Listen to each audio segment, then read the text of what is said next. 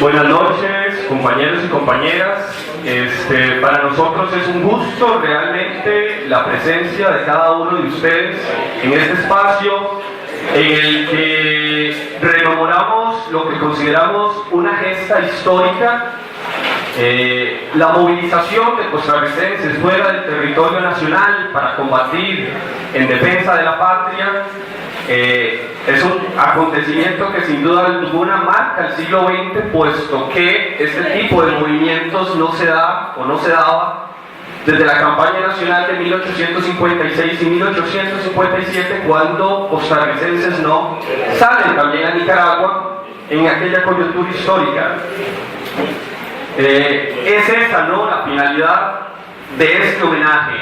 También corresponde a nosotros como juventud rendirle homenaje a aquella juventud que luchó. Consideramos para nosotros el deber de enarbolar el principio internacionalista de solidaridad entre los pueblos, y que esas personas jóvenes en esa coyuntura tan complicada de la década de los 80 que marcó la región centroamericana tuvieron la lectura de que era necesario, pues, de manera solidaria participar en la liberación de otro pueblo hermano, ¿no?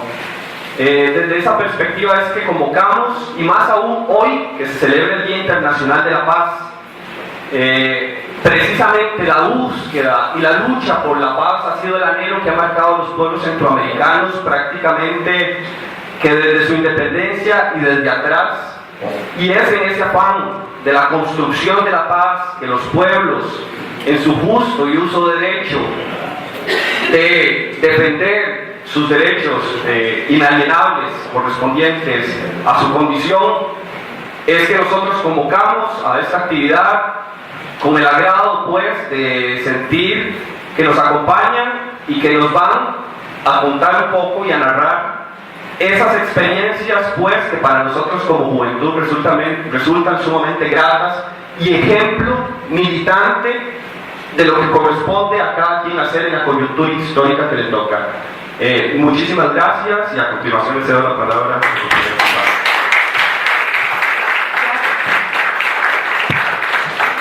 Bueno, en este momento también parte de lo que pretendíamos es dedicar un minuto de silencio por todas esas personas caídas en combate y por aquellas que posterior a la guerra también por diversas razones,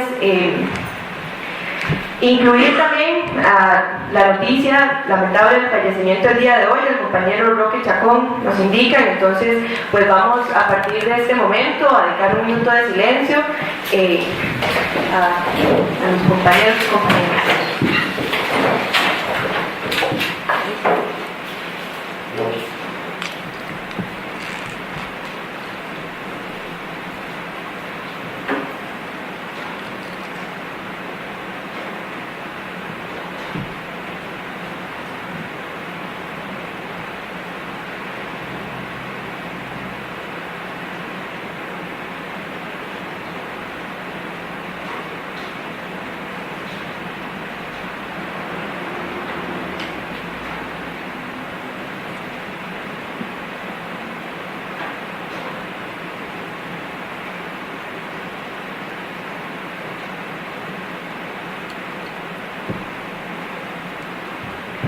Bien, gracias.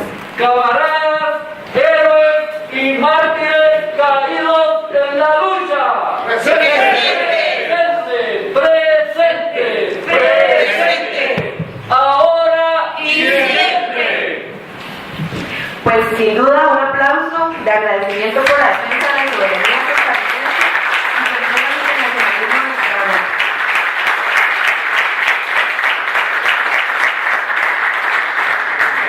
Ahora bien, invitamos a los compañeros y compañeras invitados a compartirnos un poco de sus experiencias. Invito a la mesa principal a la compañera Marta Picado, Antonio Naranjo, Clara Cortés y Manuel Mora. Por favor, nos acompañen. Gracias. Bueno, buenas noches. Le agradezco a los organizadores que me hayan invitado para poder compartir experiencias. esta noche. Bueno, les agradezco mucho su presencia. Me hubiera gustado encontrar más caras desconocidas, porque realmente es muy importante que esta gesta sea conocida por la mayor cantidad de gente posible. Les iba a contar una anécdota. Este año se cumplieron 196 años de independencia de España. Y un día de estos en el desayuno le dije a mi esposo, a mi compañero William, que mi primera pinta o grafiti que hice militando en el Frente Estudiantil del Pueblo decía 150 años de qué, o sea, hace 46 años que yo hice esa pinta. Les digo esto porque mi participación en la brigada no es producto de la casualidad, ni es producto del invento de nadie, ni es producto de un calentón, ¿verdad?, por participar, sino yo tuve una militancia muy arraigada, muy fuerte. Cuando pasé a militar con Vanguardia Popular, participé en las luchas estudiantiles, fui 3 veces miembro de la Federación de Estudiantes Universitarias. Luego el partido me designa en la parte de Relaciones Internacionales y ahí yo desarrollo, era representante del partido en los comités de solidaridad con Chile, con Nicaragua, con el tema de las Malvinas, con el tema de Haití, con el tema de Granada, en fin. Entonces, la brigada es una consecuencia de toda la participación que el partido, o todo el apoyo que el partido dio a las luchas populares, no solamente del mundo entero, sino especialmente las centroamericanas. Y con grandes esfuerzos el partido dedicaba muchos recursos, tanto materiales como humanos, para desarrollar grandes campañas de solidaridad. Y ustedes recuerdan las campañas por Nicaragua, que yo quisiera que alguien lo recuperara eso, porque el pueblo de Costa Rica se volcó, y un motor para ese vuelco fue el Partido Vanguardia Popular y nuestros militantes. O sea, la gente aportó tantísimo, es increíble. Sería tan bonito que alguien lo pudiera recuperar eso, porque el apoyo en medicinas, en comida, en lugares para abastecer a los combatientes sandinistas, para esconderlos, dinero, relaciones con internacionales, en fin. El Frente Sandinista desarrolló un gran trabajo en Costa Rica. Yo creo que sin Costa Rica no hubiera podido, o le hubiera costado mucho avanzar hacia el triunfo revolucionario.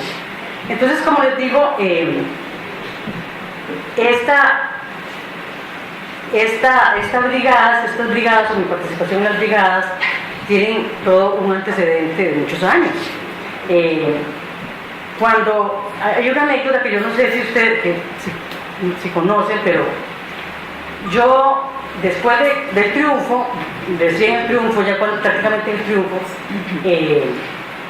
yo había pedido una beca a la Unión Soviética para estudiar comunismo científico.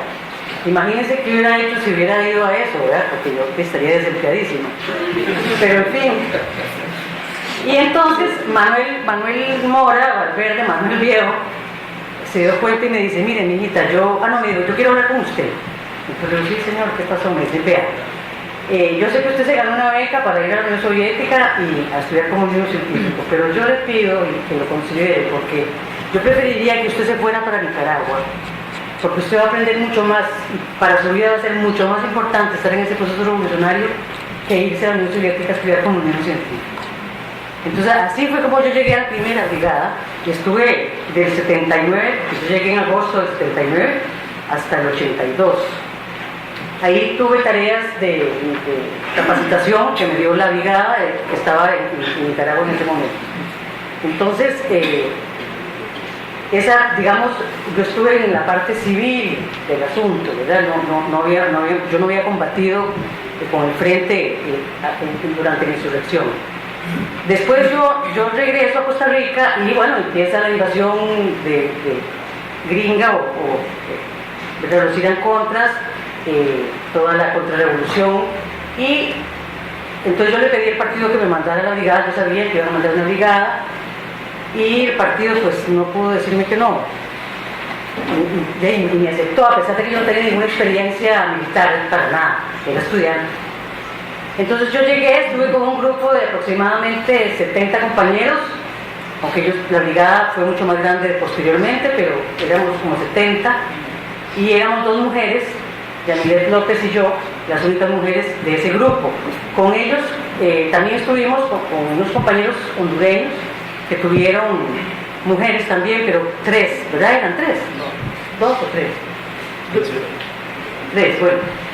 Que ellos estaban en su grupo, entonces no nos mezclamos mucho. ¿Qué les digo? Fue una experiencia maravillosa. Yo a veces digo cómo lo hice, no sé, porque... Pero cuando uno tiene mucha juventud y ha venido preparándose psicológicamente y además está absolutamente identificado con el tema, que es lo que se dice hasta dar la vida, porque eso era la verdad era esa, ¿verdad? Porque en cualquier momento nos mataban. Nosotros tuvimos suerte de que tuvimos pocas bajas, creo que porque nuestra gente era muy bien preparada y fuimos bien dirigidos.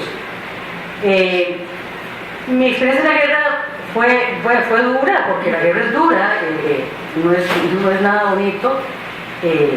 Estuvimos en los 2 primeros combates donde nos mataron a 2 compañeros. En el libro de José Picado yo cuento una historia que todos lo conocen, probablemente la sepan, no sé, que después del primer combate caminamos sumamente cansados y a mí me había pasado adelante porque yo era muy lerda y Bracha, era nuestro jefe, tenía la convicción que tenía el Che de que se camina con el paso del más lento, porque no vamos a dejar botados a los más lentos. Eso es el tema guerrillero. Y entonces a mí me pasaron con Racha adelante, y cuando hicimos una parada, Yami se acercó a mí y llevaba unas margaritas, pero eso es totalmente cierto, unas margaritas en el oído, ahí en el ojito, y entonces me dice, ¿cómo me veo? Le digo, yo, te ves divina, muy bien, pero se veía muy pálida. Y le digo, ¿por qué? ¿Qué tenés? Me dice, no, estoy bien. No se veía así como demasiado sonriente. Bueno, a los, ¿cuántos minutos de eso? De esa parada, unos 20 minutos la mataron. Y resulta que a la gente que mataron en ese momento, ellos iban en mi escuadra. Y claro, ellos eran muy altos menos yo. Porque estaba Pepe, que era altísimo, y el otro muchacho, ¿cómo se llamaba? Oscar, ¿adquirieron?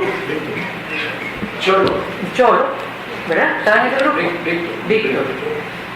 Y ellos eran altos, pero yo estaba adelante, entonces, o sea, si yo hubiera estado ahí, probablemente me hubieran matado también, porque ellos concentraron fuego en esa escuadra.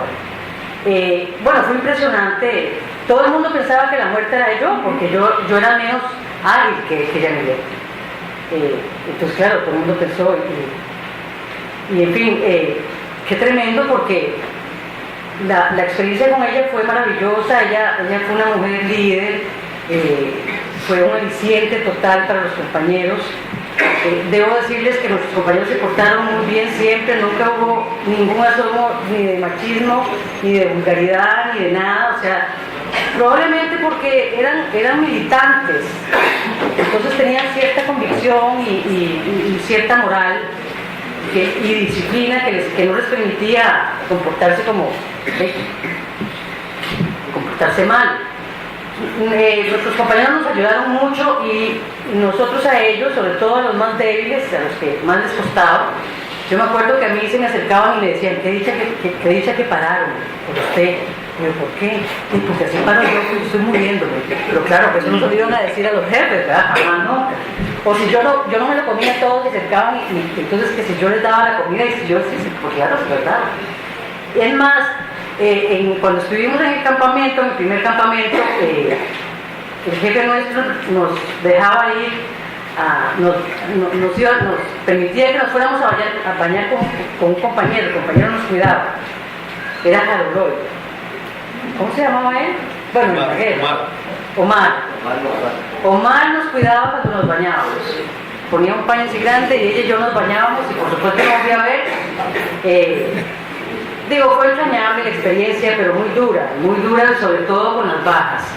Quiero destacar el papel de Yamilet y de Pepe Romero, por supuesto, zapatero de mucha trayectoria y mucho partido en Heredia. Pero Yamilet, yo creo que es un tema que hay que rescatar, porque Yamilet no solamente fue guerrillera o estuvo en la guerra, sino que fue poeta y dirigente sindical destacadísima en Limón. A mí me gustaría mucho que hiciéramos un trabajo sobre ella, que puede ser un trabajo de tesis o algo así para rescatar y después poder publicar, porque es muy valioso el aporte de ella. Nos organizaba teatro mientras estábamos descansando, era un apoyo, un aliciente, siempre era la primera, fuerte, nunca desmayó, impresionante. Creo que tenemos que rescatar ese nombre. Creo que se han hecho cosas importantes, incluso vi un librito que se publicó hace poco, pero bueno, me parece que es una cosa que tenemos pendiente. Eso es en general.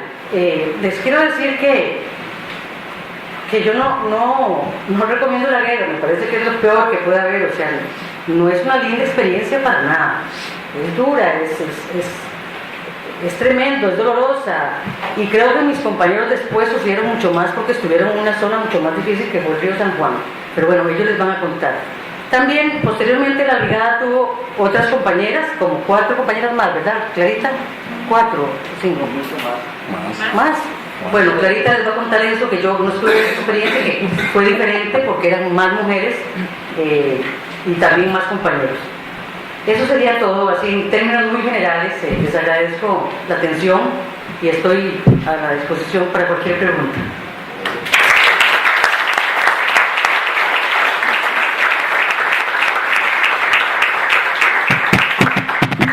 Foster, lléveme el tiempo. Bueno, buenas noches. Me alegra ver un montón de caras conocidas y me alegra más ver caras desconocidas, pero yo quiero que levanten la mano los de la juventud del Frente Amplio. Ok, excelente. Un aplauso para ustedes, yo los felicito. Quiero que levanten la mano también los jóvenes que no son de la juventud del Frente Amplio. Excelente, otro aplauso para ustedes. ¿Esto por qué? Porque me parece importante este evento, que esta gesta, que no es solo nuestra, es del pueblo costarricense, se dé a conocer, porque no sabemos los tiempos que vienen, y en todo caso, si la juventud no se prepara y no aprovecha la experiencia que nosotros tuvimos, creo que la podría pasar mal, no solo la juventud, sino este país. Entonces, lo de las brigadas, eso es heroico. Ahí hubieron un montón de acciones que en otras condiciones, qué sé yo, la Gran Guerra Patria, la Segunda Guerra Mundial, hubieran sido héroes de la Unión Soviética. Acciones realmente heroicas. Y aquí hay un montón de compañeros de esos. Y hay otro montón ahí afuera. Eso, después por razones que no viene al caso mencionar, mucho de eso quedó abandonado, pero todos esos compañeros debería después de dárseles un seguimiento, una atención, pero bueno, eso es tema de otro momento. Eso también hay que tomar en cuenta que fue posible, y Marta lo mencionó, a un trabajo importante, previo, extraordinario, y sobre todo a la visión del secretario general, que era nuestro comandante en jefe, Manuel Mora Valverde. Eso es importante tenerlo claro, porque ahí estaba el pensamiento de él, y cómo nosotros, sin ejército, pueblo pacífico y tal, el partido toma estas medidas y es consecuente con lo que mencionaba el compañero, con el principio del internacionalismo proletario, que es parte importante del sentido humanista, en un mundo cada vez más inhumano. Entonces, es importante el pensamiento de Manuel, es importante que ustedes estudien la forma en que Manuel pensaba y conducía esto. Eso es único, extraordinario, y eso tiene total y absoluta vigencia hoy. Todo proceso que se quiera llevar adelante con seriedad y profundamente revolucionario tiene necesariamente que pasar por ese pensamiento. Ahora bien,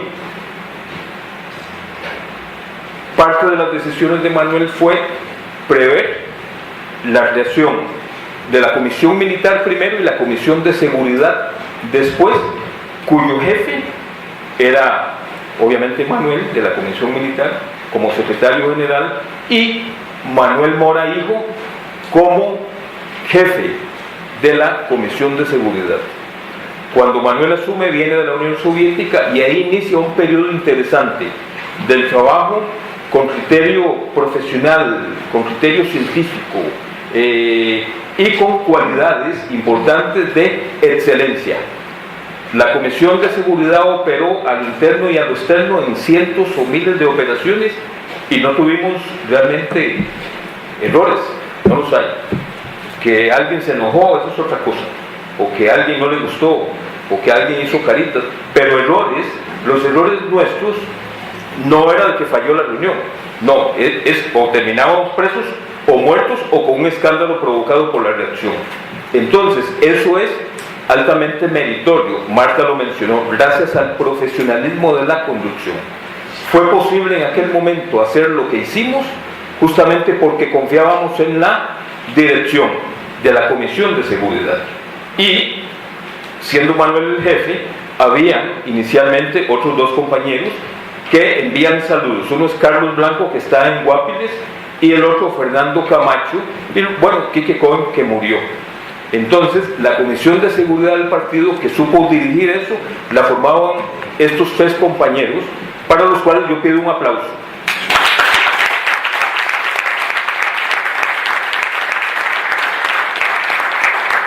Luego,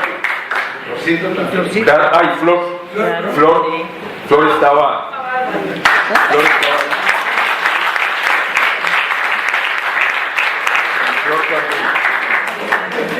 Ahora bien, y obviamente esto fue una acumulación de conocimiento y insisto, de querer hacer las cosas bien, profesionalmente.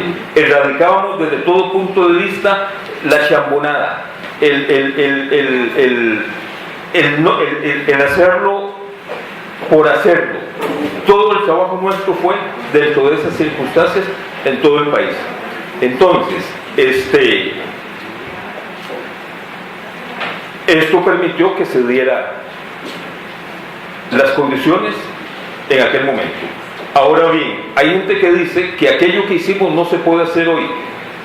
Si entendemos el momento en el que estamos y si hay un partido revolucionario, es posible levantar de nuevo el espíritu que prevaleció cuando más de la mayoría del salón que estamos aquí decidimos ir a combatir y abandonamos todo, absolutamente todo, por nobles ideales. Eso no es pasado, eso es mística y se puede construir y necesariamente tiene que construirse, porque si no, vamos mal. Ahora bien, no se puede pensar en un proyecto revolucionario sin partido revolucionario, sin juventud revolucionaria y sin que se destaque en el frente del trabajo de la seguridad o militar. Aquí todo el mundo obvia eso, aquí nadie está pensando en eso.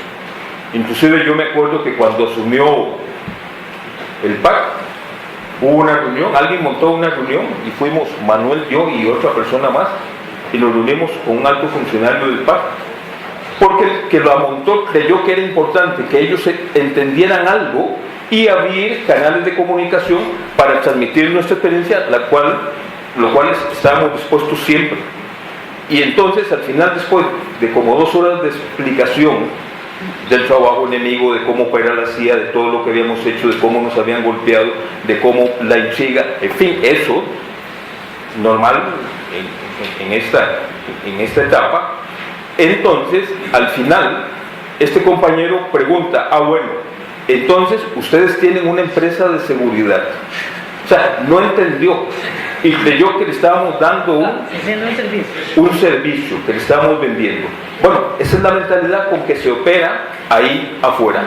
No es posible para la gente que quiera efectivamente hacer transformaciones importantes, revolucionarias en el país, no tomar en cuenta este trabajo. Entonces, por eso a mí me agrada y felicito a la juventud, porque todo largo viaje inicia con un primer paso, y podría ser uno de esos primeros pasos, porque esta información está comenzando a salir, esta gesta, esta participación nuestra ya, y ahora nada de eso es secreto. Eso el enemigo lo supo en su momento, y entonces podemos hablar de eso franca y abiertamente. Nosotros no tuvimos como partido, como juventud y sindicato, por ejemplo, ningún 1 de mayo, no hubo ninguna actividad donde no se tomaran en cuenta los aspectos de la seguridad.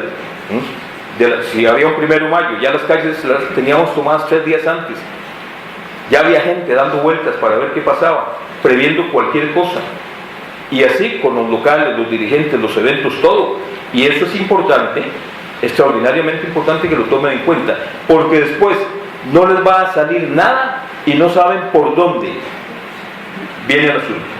Entonces, repito, los felicito, y quiero felicitar también a los compañeros de la brigada. Es más, yo quiero que se pongan de pie para darles un aplauso.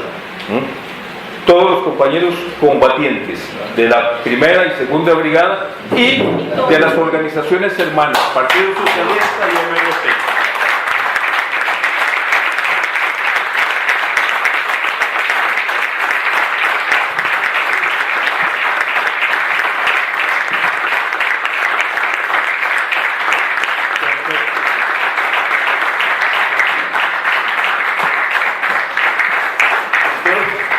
Ese es mi mensaje.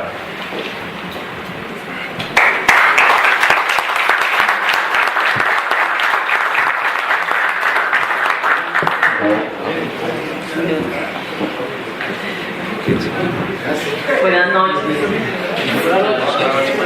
y bienvenidos. La verdad es que es bonito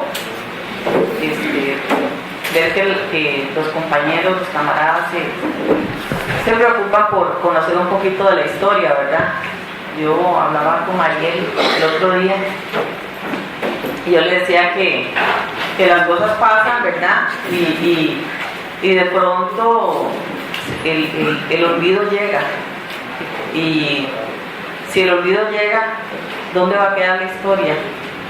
Aquello que hicimos con tanto cariño, con tanto amor, ¿dónde va a quedar? ¿Qué enseñanza nos va a dejar a los hijos, a los nietos? ¿Alguien sabrá qué fue lo que pasó? Entonces, es bonito que nos preocupemos por saber las luchas, ¿verdad? Por saber qué pasó en nuestro país, qué pasó con nuestros camaradas, qué pasó con aquella gente que ya no está, o con los que están con alguna discapacidad, ¿verdad? Ok, mi nombre es Clara Cortés.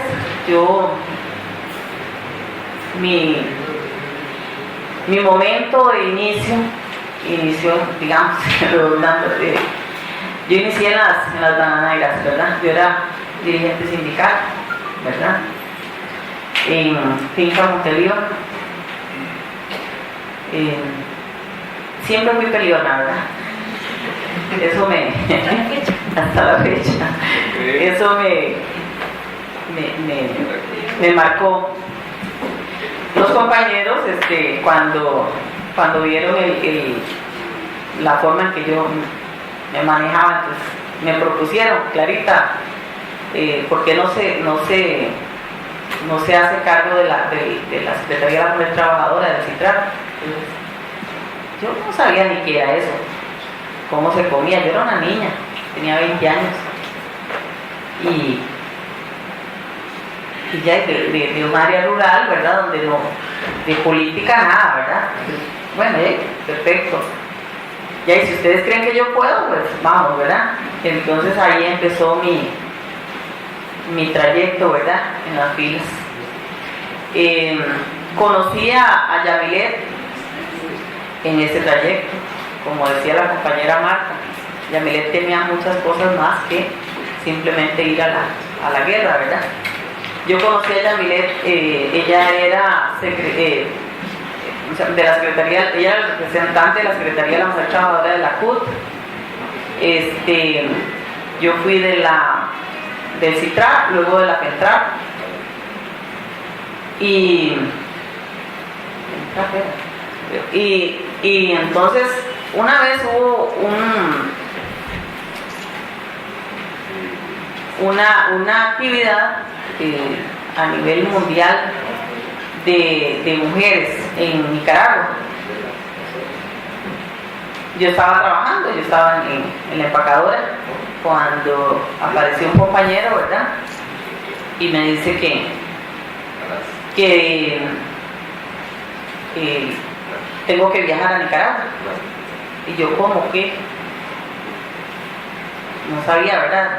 Bueno, ni ropa tenía, ¿verdad? Conste. Entonces fue ir donde todas las amigas y todo el mundo prestó algo, tome. Y eso fue como a las 5 de la tarde. A las 4 de la mañana yo venía para San José, ¿verdad? Empacada ya la mujer. Había un encuentro mundial y Yami era la que iba a ir. Entonces Yami dijo, no, yo no voy porque ella iba para Checoslovaquia en esos días. Entonces no, ya yo voy para Checoslovaquia, entonces que vaya la compañerita Clara, ¿verdad? Bueno, recuerdo que Ferreto me ayudó a hacer el discurso, ¿verdad? La ponencia que yo llevaba, me colaboró con eso muy bien. A algunas personas no les gustó que yo fuera, porque claro, yo vengo de los bananales, ¿verdad? Que cómo ir a representar a la mujer trabajadora de Costa Rica, una simple bananera, nada que ver, ¿verdad? Bueno, pues ahí fue. Entonces eso fue algo que a mí me marcó, ¿verdad? A partir de ahí yo tuve un acercamiento muy grande con Yami. Ella siempre me estaba comunicando cosas, me trataba de meterme en los roles, entonces yo fui aprendiendo con ella, ¿verdad? Yo ingresé al partido sin todavía conocer mucho de política, ¿verdad? Como les digo. Entonces un día me llaman a Limón y me dicen que la patria me necesita, que el pueblo nicaragüense está en peligro, que necesitan ayuda. Entonces, claro, imagínense yo con 20 años, ¿verdad? Y mi padre me había dicho que era, que los comunistas comían chiquitos, una cosa así. Entonces, para mí, yo decía, Dios, ¿pero qué es esto? Y entonces me dice, la compañera Yamilet está allá y entonces está en usted, ¿verdad? Nosotros hemos pensado que usted puede ir, tiene la capacidad y eso. Entonces yo dije, si Yami está allá, es por algo bueno, porque yo sabía que ella era una persona, ¿verdad? De valores muy altos, ¿verdad? Entonces yo dije, no, si ella está allá, entonces yo voy a ir. En ese entonces les cuento que yo tenía un niño de 3 años. Yo fui una madre joven, tuve un niño de 3 años. Yo me fui a Nicaragua y estando en casa de seguridad todavía, ¿verdad? En entrenamiento, nos llega la noticia, ¿verdad? Que la compañera Yamilet López había fallecido, ¿verdad? Había caído en combate. Eso fue terrible, ¿verdad? No puedo ni decir lo que nosotros sentimos, el vacío, el dolor, no había de dónde agarrarse, ¿verdad? Pero de pronto yo me quedo pensando, el camarada Manuel Mora fue el que nos llevó la noticia, él nos dio la noticia. Manuel Mora Valverde, él llegó allá y nos dijo. Entonces cuando él llegó y nos habló eso, ¿verdad? Yo lo pensé y yo dije, bueno, aquí o me rajo o sigo. Y entonces yo dije, no, si Yami cayó por esto, yo voy a seguir. Porque si ella tuvo el valor y cayó, yo voy a coger el fusil de ella y yo sigo. Y yo continué. Esa fue una decisión.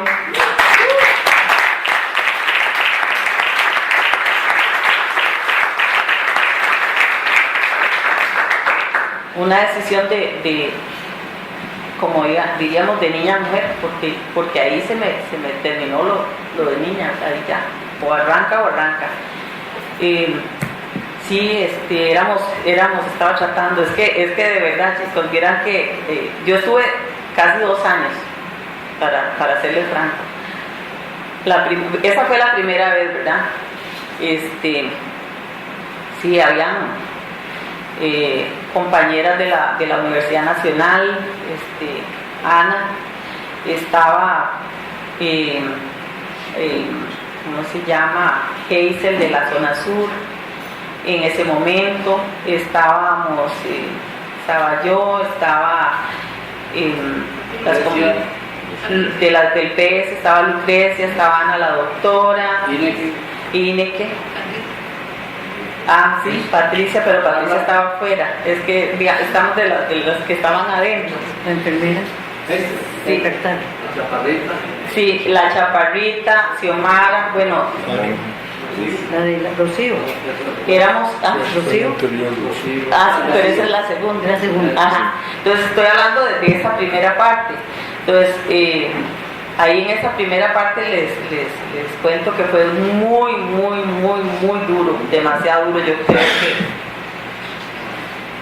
que era como para, no sé, la prueba más grande que ustedes puedan imaginar. Teníamos que ir a traer agua. Yo creo que era como 3 kilómetros, una cosa bajando, aquella guitarra, ¿verdad? Para mí era interminable eso. Entonces, para poder traer el agua de abajo, de la quebrada, hasta el campamento donde estábamos, había que hacer ¿cómo se llama? Cadena. Y aquellos barriles, ¿verdad?, que pesaban. Y usted subía 3, 4 pasos y estaba el otro compañero 3, 4 pasos y era lo más que podía subir porque era así. ¿Ah? Entonces ahí o se hacían piernas, ¿verdad?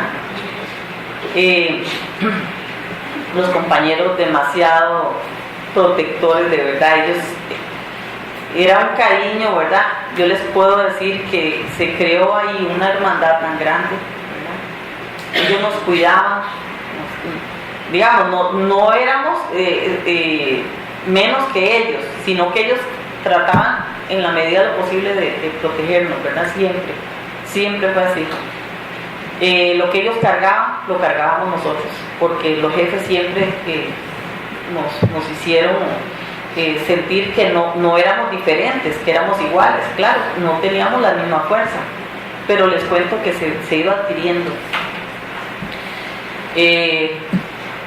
Estuvimos en el castillo, que eso, estuvimos en Nueva Guinea, por ahí, ¿verdad? En varios lugares ahí, que después creo que Manuel puede hablar un poco más de esas partes técnicas, ¿verdad?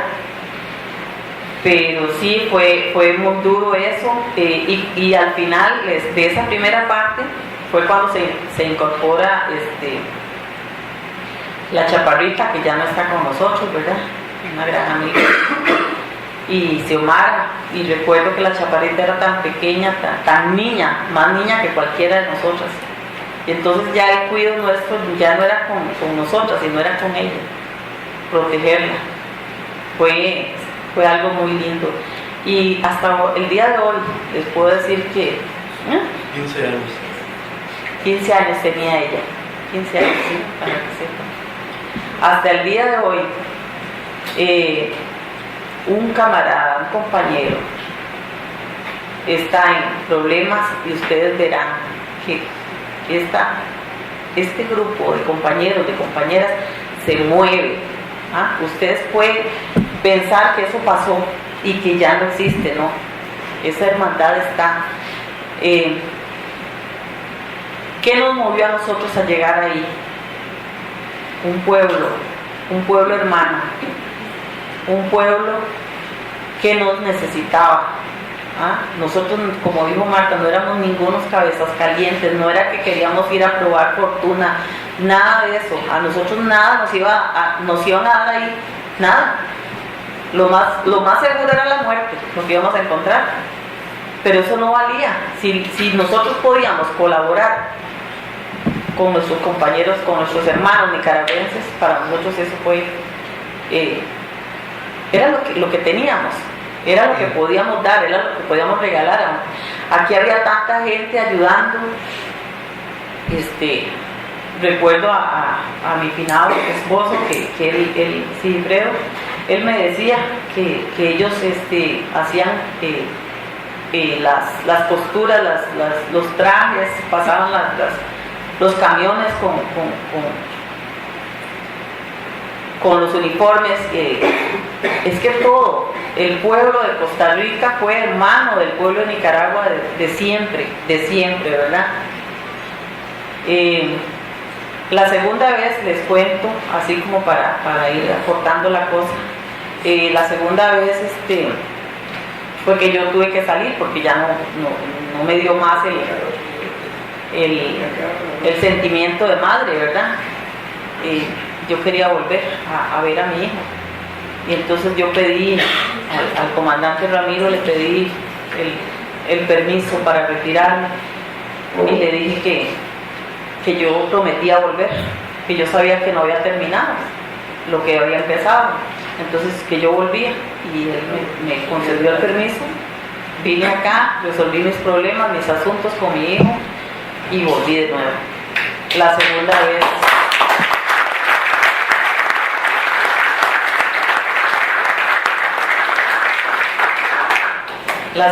vez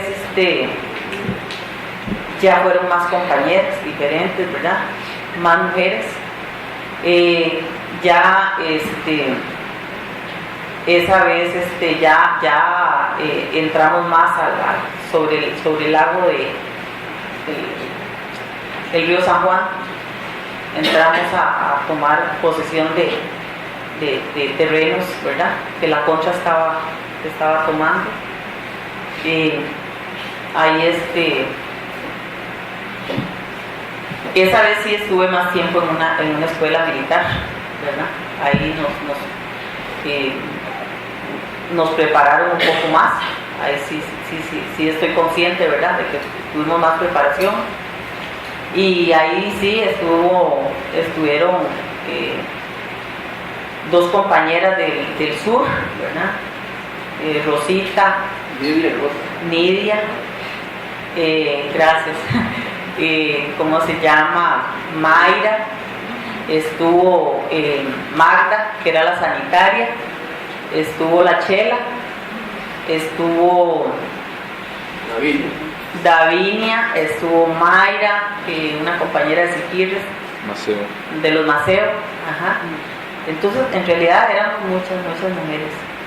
Y como les digo, siempre los compañeros nos cuidaron. Hay una anécdota muy lindo que recuerdo, para un día de la madre. Estábamos en media montaña, ¿verdad? Entramos por 15 días,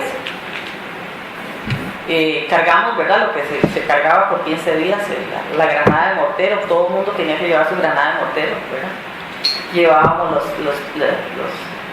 los 300 tiros, llevábamos en ese momento yo trabajaba en comunicaciones, estaba con comunicaciones, tenía que llevar mi radio, tenía que llevar mi batería del radio, que pesaba como 3 kilos la batería, y 3 kilos ahí son, ¿verdad? Bueno, la cosa es que entramos por 15 días y se nos alargó la misión, quedamos adentro, no pudimos salir, teníamos que seguir por órdenes, ¿verdad? Y un día la madre, recuerdo que los compañeros nicaragüenses nos enviaron toallas. Eso era fino, ¿verdad? Toallas sanitarias. Toallas sanitarias, nos mandaron crema. Al final esas cremas se reventaron con tanto peso y todo. Pero era increíble, ¿verdad? Algo que teníamos que tener mucho cuidado era con las comidas. Nosotros lo que comíamos, los sobros o lo que usábamos, todo tenía que estar enterrado, todo quedaba enterrado. No podíamos dejar nada a la luz, ¿verdad? Todo quedaba enterrado. Y esa vez me acuerdo, ¿por qué les digo que era lujo? Porque los compañeros, como buenos camaradas, ¿verdad?, como buenos compañeros, como buenos hermanos, agarraban sus camisetas verde olivo, ¿verdad?, las cortaban en 4 partes, y tome compañerito, juéguese las tenés con eso. Y así era que andábamos.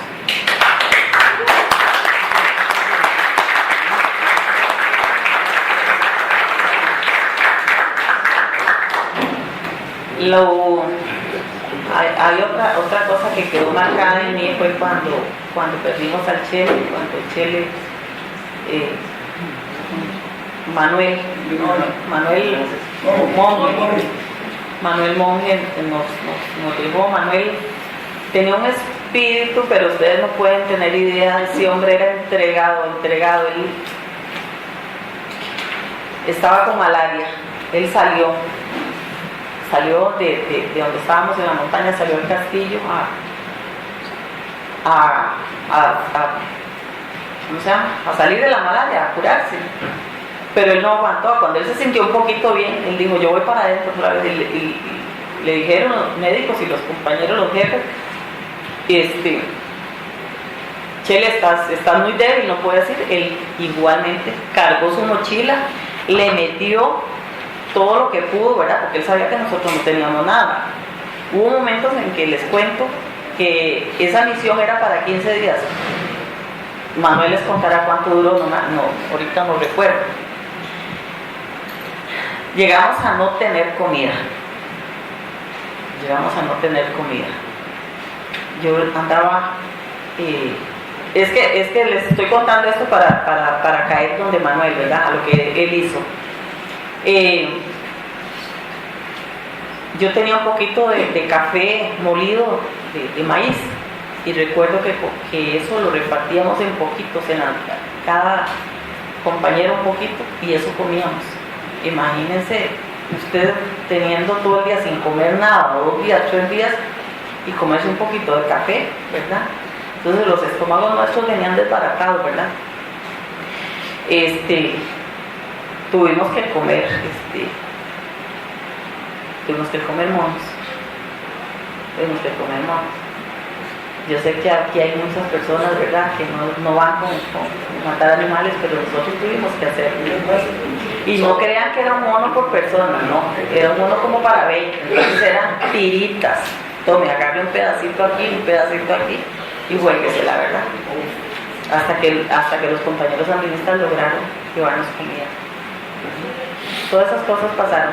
Pues Manuel pasó esas cosas, el Chele, ¿verdad? Entonces cuando él cae con la malaria afuera, él vuelve, ¿verdad? Entonces él cargó la mochila de lo que él pudo meterle, ¿verdad? Cuando él llegó adentro, él repartía, tome compañerito, y a todo el mundo le dio de todo, ¿verdad? Y entonces, ahí fue donde él quedó, ahí fue donde quedó Manuel. Y fue en teníamos que tomar el puesto médico, ¿verdad? Que tenía la contra ahí, teníamos que tomar ese puesto, lo tomamos en una misión nocturna durísima. Ahí también hubo una anécdota pequeñito ahí. Nosotros tendemos a pensar que somos la persona que tiene más miedo en este mundo, ¿verdad? Tuvimos que viajar en unos botes inflables, ¿verdad?, para poder hacer la toma de ese puesto. El compañero que venía a la par mía era un compañero de temple, un compañero que yo en la vida le había visto ni siquiera el más mínimo de miedo en su cara, nada. Cuando nos subieron a los botes y teníamos que pasar al puesto, las ráfagas, era de noche, era madrugada, y las ráfagas venían así, las trazadoras pasaban y entonces a nosotros nos hicieron meternos hacia adelante, ¿verdad? La pierna de mi compañero, de ese hombre valiente, que en mi mente está y sé quién es, esa pierna de ese compañero hacía así. Cuando yo sentí esa pierna, yo dije, es normal que yo tenga miedo. Si este compañero que es tan valiente tiene miedo, ¿por qué yo no voy a tener miedo? ¿Verdad? Para que vean que hay muchas cosas. Es bonito recordar y de verdad algún día quisiera plasmarlo en papel. Hasta la Boca de San Carlos creo que fue que llegué.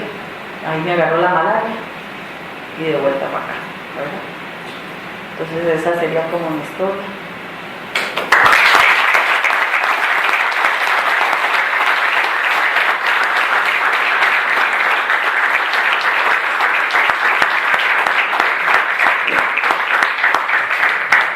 Cuente la historia de la mano. Clarita, cuente chiquitito la historia de la mano. Y termina. Una pequeña. Cuando Cuando llegamos al puesto médico cuando llegamos al puesto médico, antes o después, bueno, teníamos que pasar el caño San Francisco. El caño San Francisco es un caño que tiene una correntada pero inmensa, ¿verdad? Entonces los TPA, las tropas especiales, ¿verdad?, acuáticas de los sandinistas, ellos cruzaron, amarraron un mecate al otro lado, ¿verdad? Y entonces nosotros teníamos que lanzarnos al aire en medio canal, ¿verdad?, pescarnos del cable y allí íbamos, ¿verdad? Pero sucede que la mochila nos la quitaron, pero el fusil y los tiros, todo eso lo llevábamos. Entonces cuando yo hago el salto a agarrar el mecate, yo no lo agarré, yo lo toqué, pero a mí se me zafó el mecate. Cuando yo me vi, yo iba en la correntada ya del canal ese, San Francisco. Ya yo iba ahí, ¿verdad?, cuando de pronto alguien me agarra, ¿verdad? Entonces yo siento el jalón de esa persona, ¿verdad? Yo me aferré a él, ¿verdad? Yo me aferré, pero en eso, recuerdo que nos decían que cuando uno está muriendo o ahogándose, ¿verdad?, uno ahoga a la otra persona. Entonces donde yo hice esto, yo dije, y entonces yo hice a soltarlo, ¿verdad? Y donde yo hago a soltarlo, yo siento que hay una fuerza externa a esta mano que jala a esta mano. Yo siento como un jalón. Entonces yo otra vez me agarré fuerte de la mano. ¿Y qué fue lo que pasó? Que donde yo caí al caño,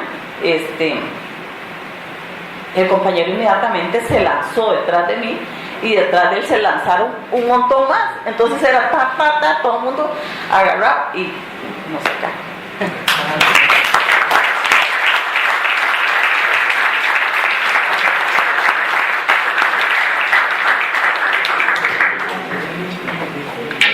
Bueno, muy buenas noches a todos los que están aquí acompañando. Un día muy difícil para mí, sinceramente. Poco antes de salir para acá, que se dio hace unas 3 o 4 horas, no recuerdo ya, recibí la noticia de que Rodrigo Chacón, Roque Chacón, como lo conocimos todos, los que compartimos las alegrías y las tristezas y las durezas de la lucha durante más de 50 años, casi 60 años en el caso mío, en relación con él. Fue entonces muy duro realmente, porque se me arremolinaron muchas ideas en la cabeza, en la razón, y muchos sentimientos en el corazón, y en esa vorágine o en ese crisol de sentimientos y razones a veces resulta difícil encontrar los ejes para una intervención coherente de pocos minutos hoy. El título era el internacionalismo a la tica, y entonces voy a tratar de de referirme a este aspecto en concreto, que es el internacionalismo, sobre todo en épocas de gran confusión, donde a menudo encuentra uno pseudoizquierdistas que dicen que ser patriota es ser reaccionario, que ser patriota es prácticamente como un pecado en el camino de la revolución, porque no hemos ascendido al nivel superior de hermanarnos con todo el mundo. Y entonces quiero decirles que hoy murió uno de los grandes internacionalistas de nuestro partido y del pueblo costarricense. Roque realizó labores de toda clase en la organización, fue parte también de estas brigadas, de la parte invisible de las brigadas, a las cuales también me voy a referir hoy. Y Roque además estuvo con fusil al hombro y con el uniforme verde olivo encima, el mismo verde olivo que vestía el resto del pueblo de Cuba, para defender su derecho a la soberanía y a la libertad real, con contenido social. Entonces ahí, cuando el pueblo cubano tenía que tomar la difícil decisión de estar firme frente a la posibilidad de una guerra termonuclear en su cielo y en su tierra y en sus mares, ahí estuvo él, codo con las fuerzas revolucionarias de Cuba, en plena disposición combativa y listos para enfrentarse a lo que fuera, incluyendo el hongo nuclear criminal. Y bueno, pero ese Roque era precisamente uno de mis héroes. Yo era menor que él, 6 años menor, más o menos. Todos los chiquillos que estábamos en la organización de pioneros soñábamos ser como eran los muchachos de la juventud, donde estaba Roque y otros compañeros.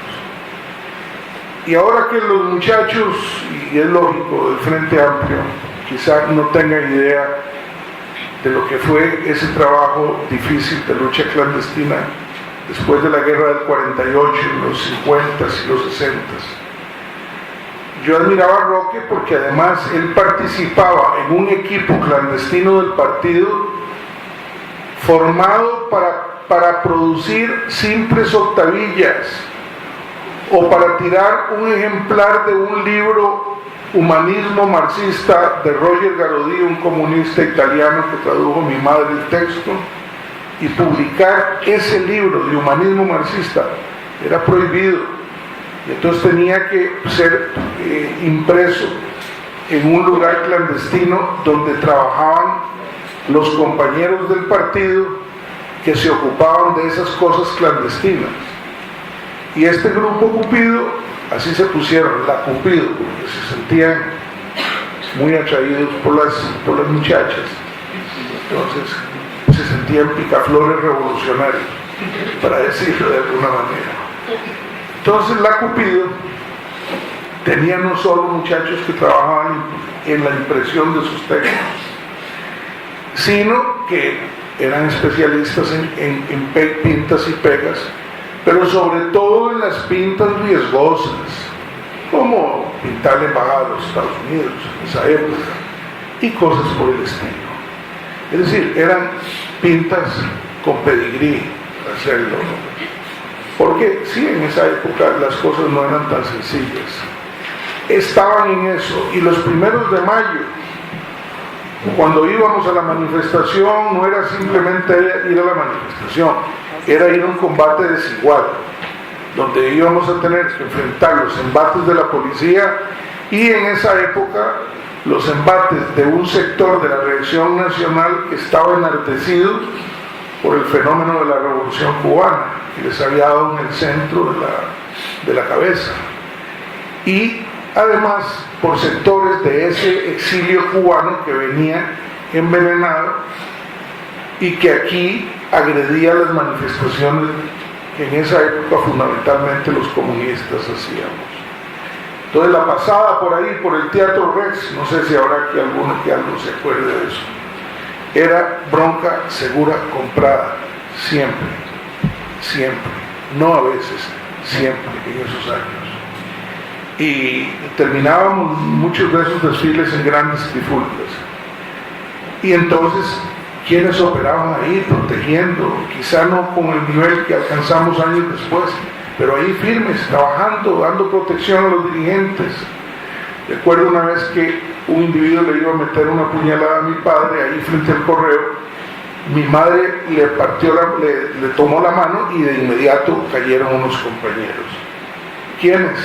Todos ese pequeño grupo de jóvenes de la juventud de entonces que conformaban el grupo de la Cupido, que era un grupo como de acciones, no digamos operaciones, acciones especiales que abarcaban un amplio rango de actividades. Todo lo que era peligroso, todo lo que era riesgoso, todo lo que requería una entrega absoluta, todas aquellas acciones fueran del carácter que fuera, que se les plantearan de día, de noche, en cualquier circunstancia, el partido sabía que había muchachos que nunca iban a decir que no a nada. Eran tonticos automáticos, robots. No, eran gente simplemente que tenía unas convicciones profundas en el corazón y además una conciencia que les marcaba cuál era el sendero correcto y por qué tenía sentido arriesgar cualquier cosa y darlo todo en un momento determinado si el partido daba una orden. No se entiende, sería mejor más horizontal, sería mejor de otra forma.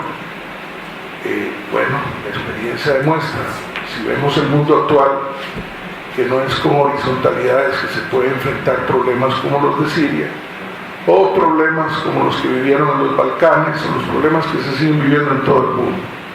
¿Por qué? Porque el campo operacional exige toma de decisiones inmediatas, reacciones inmediatas, que no esperan y no por donde el tiempo a veces es decisivo y del tiempo depende a veces no solo el logro de un objetivo concreto, sino las vidas de muchas personas. Y entonces ese grupo lo tenía el partido, y ahí entre ellos puedo mencionar a Carlos Chacón, Ricardo, que no sé de él ahora, pero muchos años estuvo, Rodrigo Chacón, Roque, otro primo, Jorge Mora, estuvo en eso, y Windy Chacón, que después fue dirigente también, menos, y era todo un grupo pequeño, y ese grupo en el fondo después tuvo que ver también con la imprenta que el partido llegó a tenía, que era donde se publicaba el periódico Adelante, y cuando fue ilegalizado Adelante Libertad. Y ese grupo lo conoció, yo creo que Chávez, que está aquí presente, trabajó todavía algo con Roque en imprenta o anduvo, y ahora aquí el compañero William Vindas debe dar parte de eso porque él le tocó manejar la imprenta en sus últimos años, y algo de esa tradición quedaba en los Cupidos. Pues Roque estuvo ahí en Cuba después de eso, después fue guardaespaldas, chofer, amigo, y todo lo que ustedes pueden imaginarse, el secretario general. Roque fue mi hermano en todo, y además yo sabía que cuando estuve fuera del país y tuve que dejar también a la familia, o en operaciones muy complejas donde incluso la familia fue afectada. Mi hijo mayor en una ocasión iba a ser secuestrado, lo conocen bien los compañeros que trabajaron en la operación. Esas eran las situaciones en que Roque se manifestó con lo mejor que puede manifestar un luchador comunista educado en el espíritu de los grandes luchadores, que remontémonos a la Revolución Francesa, a la Comuna de París, a las insurrecciones de Petrogrado en Rusia, y después las grandes luchas, insurrecciones obreras, no solo del siglo XIX, sino del siglo XX. Es decir, que nosotros somos continuadores de una larga cadena de luchadores que nos dejan y nos legan una tradición gloriosa. Y entonces esto porque el eje era el internacionalismo. Entonces perdimos un gran internacionalista, y como yo soy un convencido de que el patriotismo sigue jugando un papel importante, necesario, sobre todo ahora cuando lo que se pretende es destruir no solo países, es el alma y el sentido de nacionalidad de muchos pueblos, es la característica que tienen todas estas revoluciones de colores y todo este nuevo fenómeno que estamos observando en el mundo, que no solo quiere apoderarse de países para explotar los recursos naturales, que eso ya lo tienen en buena medida, sino destruir esos estados como en Libia, que en lugar de un estado poderoso que pudiera estar frente a ellos aún en buena relación, no, un estado destruido, sus instituciones destruidas, pero eso sí, conservando la posibilidad de extraer y robar todos sus recursos naturales, como sigue ocurriendo en el Medio Oriente y en todos esos países. Entonces, frente a este panorama, defender la cultura propia, ese acervo cultural que se transmite de la madre al hijo, del abuelo al nieto, destruir todo eso para que no quede nada, romper los viejos valores no para que vengan otros superiores, sino para instalar otros que son los de la sociedad de consumo, montada en un modelo neoliberal inhumano. Entonces es frente a eso donde muchas veces el sentido de defender la nación es defender la familia. Y yo hago a veces una analogía para entender esto. Somos hermanos de todos los hombres y de todas las mujeres sobre la tierra. Pero no solo de ellos, somos hermanos de toda la vida en el planeta. Entendemos que vivimos en un mundo que es un gran sistema y no un montón de sistemas separados, pegados con goma o con propaganda que nos hace los medios de envenenamiento mental colectivo. No, es otra cosa. Entonces, así como un padre de familia tiene el sentido normal de defender y proteger su familia en el barrio, frente a la escuela, es su obligación hacerlo. Eso significa que las otras familias no nos importan o que nosotros no queremos a las otras familias. Claro que las queremos, pero nuestra responsabilidad, nuestro sector donde debemos enfocarnos es nuestra familia. Y nosotros como costarricenses nos enfocamos en nuestro país, en Costa Rica, y nosotros trabajamos no tomando decisiones sobre qué nos toca defender. Esa decisión ya la tomaron en el pasado nuestros abuelos, y sobre todo Juanito Mora fue quien dijo cuál era la patria que había que defender y cómo defenderla, y dejó marcado el camino. Por eso somos moristas, precisamente por eso. Y entonces ya desde esa época nuestro corazón es internacionalista.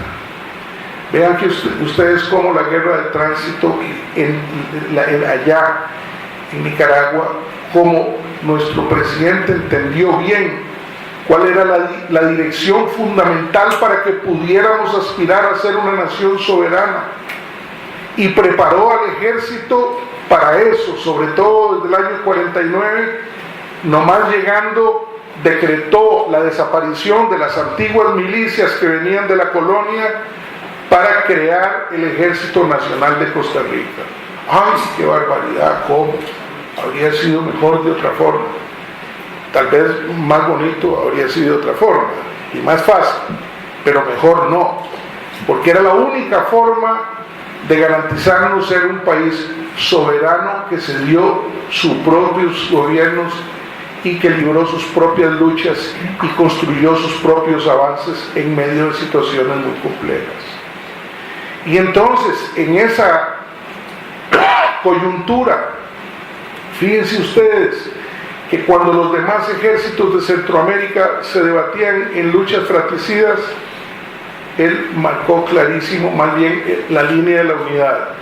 Y los ejércitos centroamericanos se pudieron unir, en primer lugar, solo bajo el mando de don José Joaquín Mora, del general José Joaquín Mora, su hermano, y que había sido el verdadero constructor y artífice del Ejército Nacional, porque fue el que se ocupó concretamente de ese tema. Es decir, don Juanito era el presidente, pero tenía formando y creando ese bastión que iba a defender la soberanía a José Joaquín, que era el especialista en temas militares. Muchos dicen que se le ha trabajado injustamente en el punto de vista histórico, y yo soy uno de esos. No solo libró todas las principales batallas de la guerra, sino que además unificó al ejército centroamericano. Ya la última etapa de la guerra, en la segunda batalla de Rivas, me refiero la segunda en nuestra guerra, porque había batallas anteriores, pero en la segunda batalla de Rivas juega un papel decisivo, y además es donde por primera vez participan los ejércitos centroamericanos en una guerra que habíamos librado solo los costarricenses desde el principio de la campaña. Y entonces ahí ya nosotros podemos encontrar elementos importantes de internacionalismo, porque también hubo patriotas de distintos lugares, alemanes entre ellos, que dieron un gran aporte a la lucha costarricense. Acordémonos de Hoffman, que creó los servicios médicos en el ejército, etc. Era gente de otros lugares ayudándonos. Ahora diríamos, pero bueno, ¿y qué? ¿Y qué habría pasado si no se hubiera dado esa gesta? Habríamos sido una colonia norteamericana y posiblemente un estado más, un número más en la bandera de las barras y las estrellas. Para algunos sería todavía una aspiración deseable, para nosotros es todo lo contrario. Y entonces ahí están los gérmenes.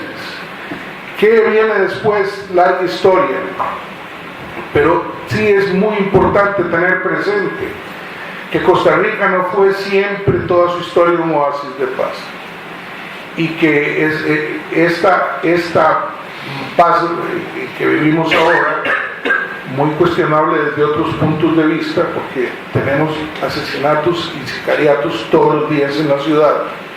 Pero bueno, esto no es un estado de guerra como lo vive Siria, como lo viven otros países, y estas diferencias hay que saberlas hacer. Como los que menosprecian esta democracia de papel, no conocen la de Chile, no conocieron la Europa fascista, no conocieron la Europa nazi, podría extenderme en muchos análisis. Ni la democracia hondureña ahora, no es lo mismo, limitada, pero es importante y es una conquista, y es lo que ahora no se entiende, que eso debe ser en este momento defendido cuando es atacado.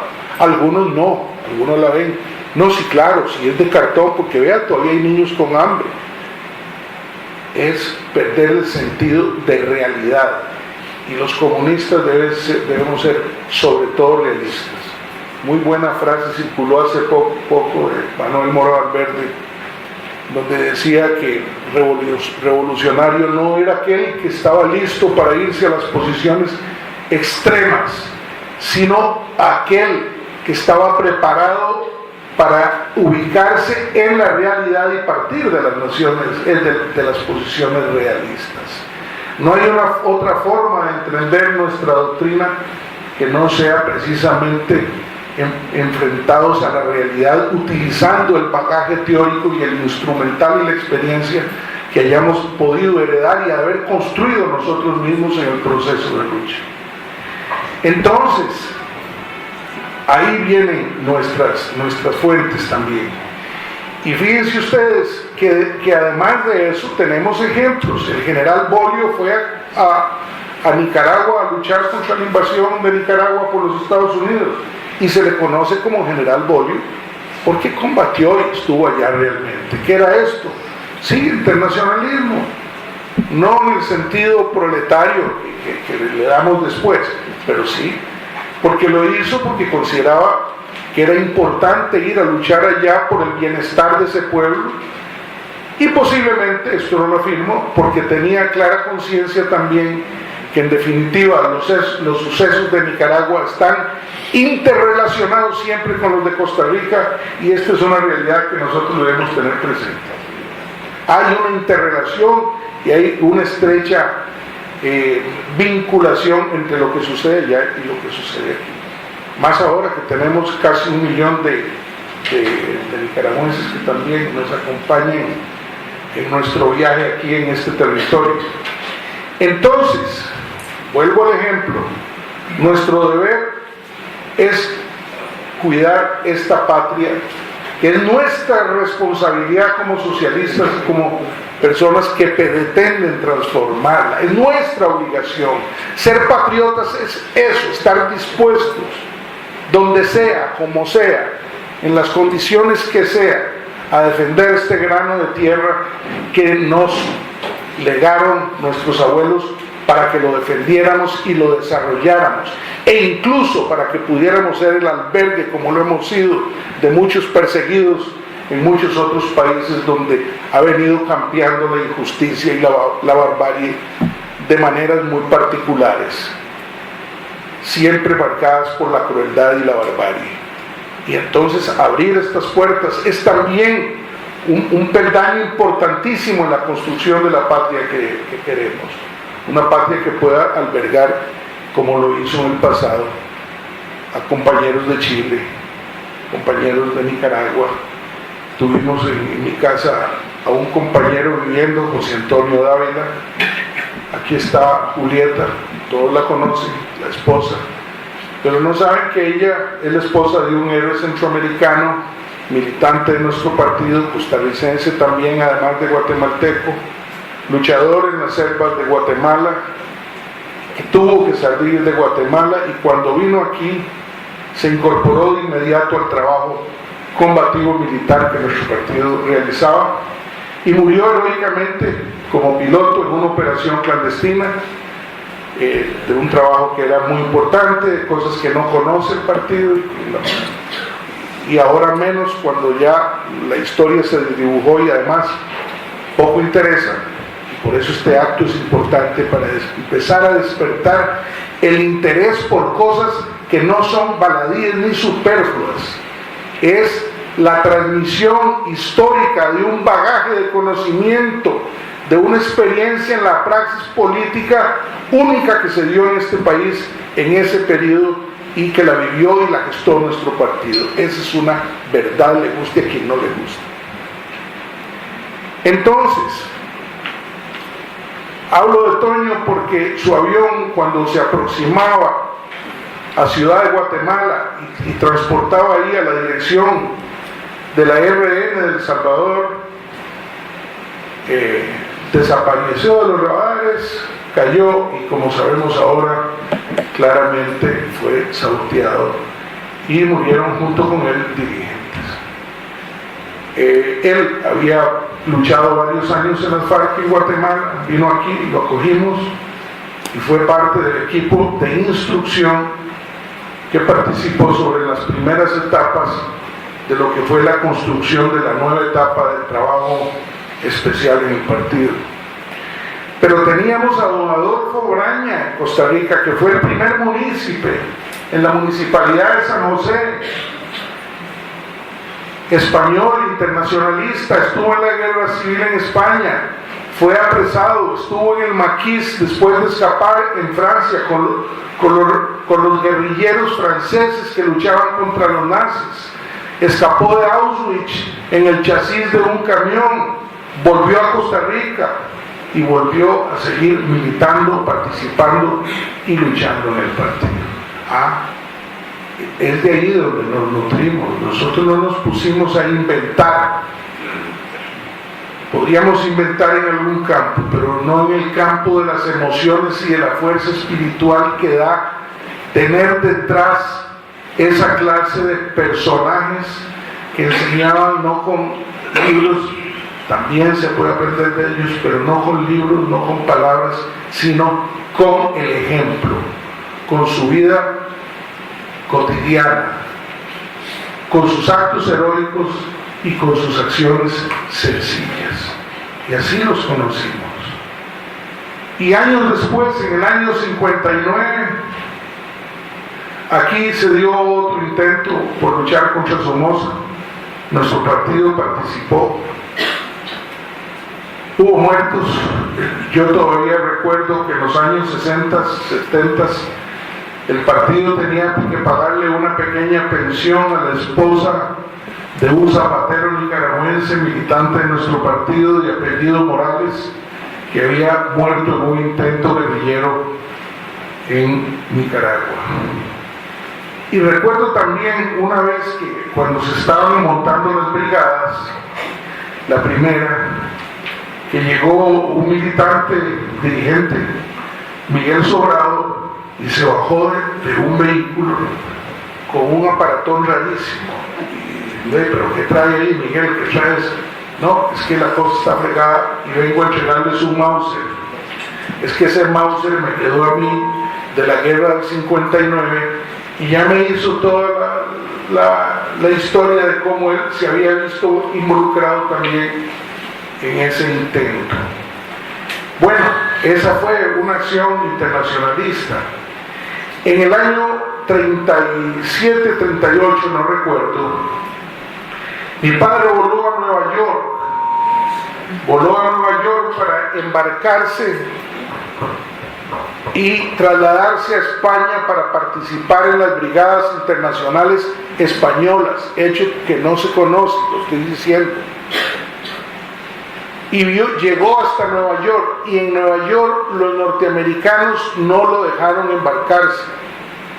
Cosa curiosa, después le dijeron que por orden del presidente León Cortés, y vean qué curioso, quizá León Cortés ahí le jugó sin quererlo, queriéndolo, no ignoro que lo movería, pero quizás salvó su vida en alguna medida, no lo dejaron embarcarse.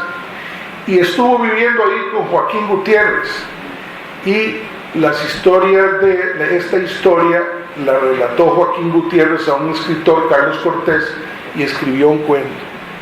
Y en ese cuento relata que a Joaquín le llamó mucho la atención que Manuel Mora llegó allá y entonces le encantaba comprarse latas de melocotones y comer melocotones. Posiblemente los melocotones en lata, esos riquísimos, ¿verdad? Aquí en Costa Rica en sus épocas de chiquillo o había pocos o no habían, bueno, la cosa es que, y Carlos Cortés relató todo esto en un cuento. Después no lo dejan ir a España a combatir y regresa. Pero ahí está el precedente. Y de ahí, entonces, fíjense ustedes que nos sucede otra cosa. Este no es un partido para el cual hablar de vías de la revolución o de lucha armada o no armada fuera un tema libresco. Nada que ver. Fíjense ustedes que en 1948 hubo una guerra civil para defender todas las conquistas que se lograron en los años 40 y que aún hoy siguen jugando un papel fundamental para que Costa Rica tenga índices muy altos en muchos campos de desarrollo. Hay gente que no sabe analizar esto y preferiría que el pueblo estuviera muriéndose de hambre, que no hubiera seguro social, que no se hubieran dado esas transformaciones. ¿Para qué? Para no aliviar las contradicciones de clase y entonces hubiéramos podido construir el socialismo. Cuando empezaba la Guerra Fría, cuando los Estados Unidos tenían el dominio militar completo de las armas atómicas, en fin, este tipo de cosas, este tipo de pensamientos a veces se oyen todavía. Y por eso me refiero, esa transformación fue una extraordinaria revolución y debería llamarse así, porque revolucionó las condiciones de vida del país en ese momento. Ya debe quedarse ahí, desde luego que no, pero ya partir de ahí no es de donde están partiendo otros pueblos hermanos, que incluso con más relumbrón no han logrado los niveles de cambios que se lograron aquí en esos años. No le gusta mucho, pero lo digo porque es la verdad. Fue una transformación extraordinaria que debe ser estudiada y profundizada, porque no es por generación espontánea que de pronto entonces una organización aparece en escena y inventó la lucha social. No, esto es una cadena donde se vayan uniendo eslabones importantes y donde cuando hay espacios sueltos, vacíos, es importante tratar de llenar. ¿Para qué? Para que los que están luchando ahora puedan luchar en las nuevas condiciones, pero desde una extraordinaria base científica desarrollada a partir de una práctica y de una teoría. Y ese es un trabajo vital, importante para poder ser eficiente, sobre todo en lo que viene, porque lo que viene, duro decirlo, pero que creo que va a ser muy difícil en todo el mundo. Todas las señales así lo apuntan. Entonces, por eso es importante conocer estas cosas. ¿De dónde vienen nuestras raíces internacionalistas? Con la Revolución Cubana teníamos discrepancias sobre el tema de las vías de la revolución, si era solo por la vía armada, como planteaban ellos en ese momento, o no, si era posible o no la vía pacífica, y nosotros dijimos, estamos en la vía pacífica y es posible llegar por vía pacífica al poder. Pero lo teníamos muy claro, para poder llegar a eso, nosotros necesitábamos tener una capacidad que nos permitiera defender las conquistas que habíamos logrado y que pudiéramos lograr por la vía pacífica. Y defender estas conquistas no era simplemente un tema retórico, era un tema de estrategia y política militar.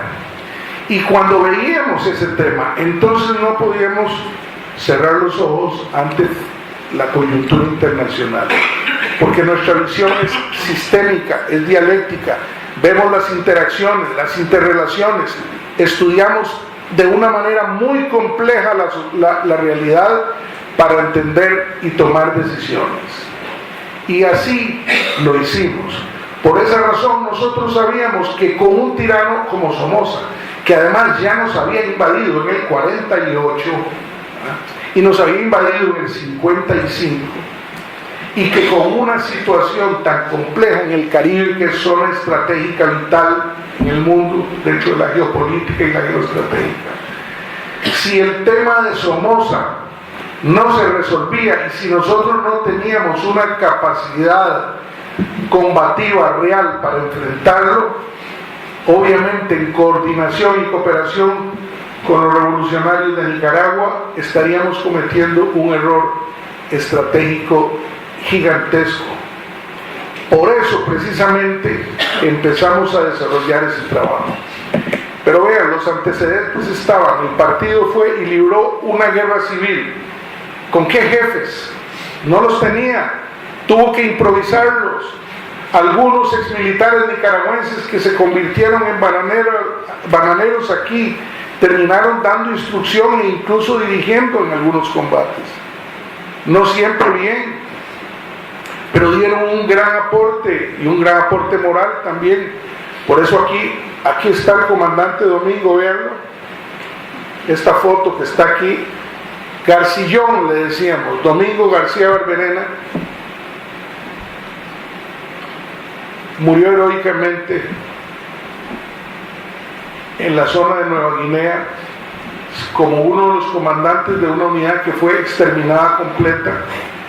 Tengo el honor de decir que oficiales nuestros, concretamente aquí está uno de ellos, que es Naranjo, trabajó en lo que fue la instrucción y la preparación para que esa unidad ya no fuera una unidad simple, guerrillera, convencional, y que fuera una unidad técnicamente montada de acuerdo con las concepciones más desarrolladas de la ciencia y del arte militar, al cual tuvimos acceso. Y esa unidad, ahí va el sillón internacionalista por excelencia. Él fue quien me enseñó a mí primero a boxear, quien me enseñó a arme y desarme de algunas cosillas, y quien mantenía vivo ese pequeño trabajo que se hacía en esa época. Además recuerdo cuando le ayudábamos al pueblo de Guatemala, y yo no tenía todavía 17 años, 15 años, y entonces ese grupo de los Cupidos, y ya entonces me permitía ayudarlos un poco, y cargábamos carros que el partido guatemalteco mandaba hasta acá, nosotros conseguíamos las armas, les embutíamos las armas en los carros y iban directo después pasando fronteras hasta Guatemala. El compañero que hacía esas misiones está muerto y murió cumpliendo con su deber. Fue de las primeras acciones en que me tocó trabajar. Y entonces las historias eran terribles. El partido puso los soldados y los muertos en el 48. El gobierno ponía los jefes. Los jefes salían corriendo. El partido tenía que asumir prácticamente sin jefes la dirección de una guerra. Carlos Luis Fallas terminó convertido en jefe militar no por su voluntad, sino porque se vio obligado a hacerlo. Él venía con la unidad de bananeros que venía de la zona bananera hacia San Isidro del General.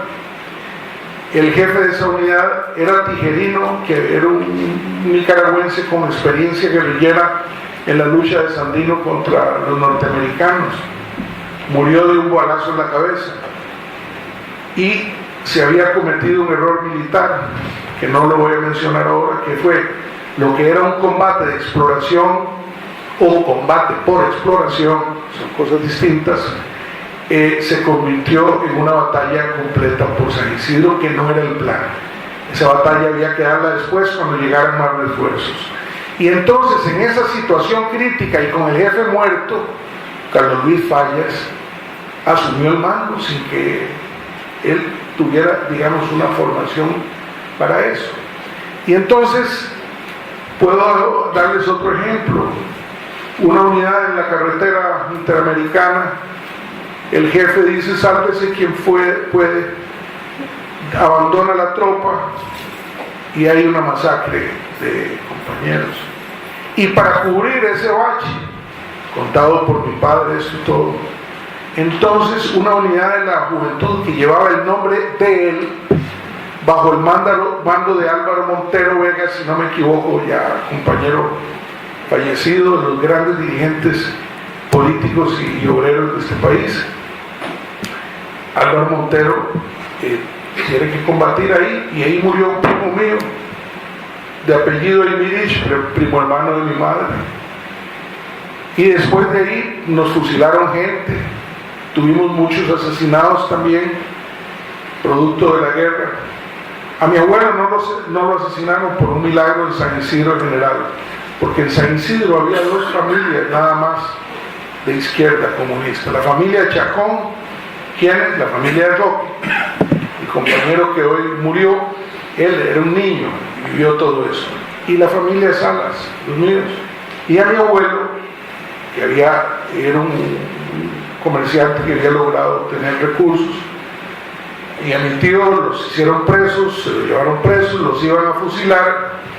Y como era amigo de un señor, don Roberto Madrigal, que de casualidad es tío de ese muchacho que ven ahí en la tercera foto de derecha a izquierda, ¿lo ven ahí? Mario Madrigal. Ese es un héroe, está vivo, pero lo digo, es un héroe del trabajo clandestino, y después también de la participación en la brigada, y después también de muchas otras cosas de las cuales no hablamos, y algunas tal vez no hablemos nunca. Pero así fue, ahí está. Él era masón, y parece que Pepino del Core, que era el que estaba al mando del pelotón que lo iba a fusilar, también lo era. Y entonces la cosa es que don Roberto Madrigal dijo: si fusilan a don Rómulo, me tienen que fusilar a mí, y eso jugó papel y no lo fusilaron. Pero esa era la situación, una situación muy dura. Entonces yo crecí oyendo todas esas historias, y era una constante. Y los jefes, pero no teníamos, no sabíamos, todo hubo que improvisarlo. Jaime Goldenberg, judío, ganadero, millonario, comunista, otro personaje de leyenda, debiera haber una biografía sobre él.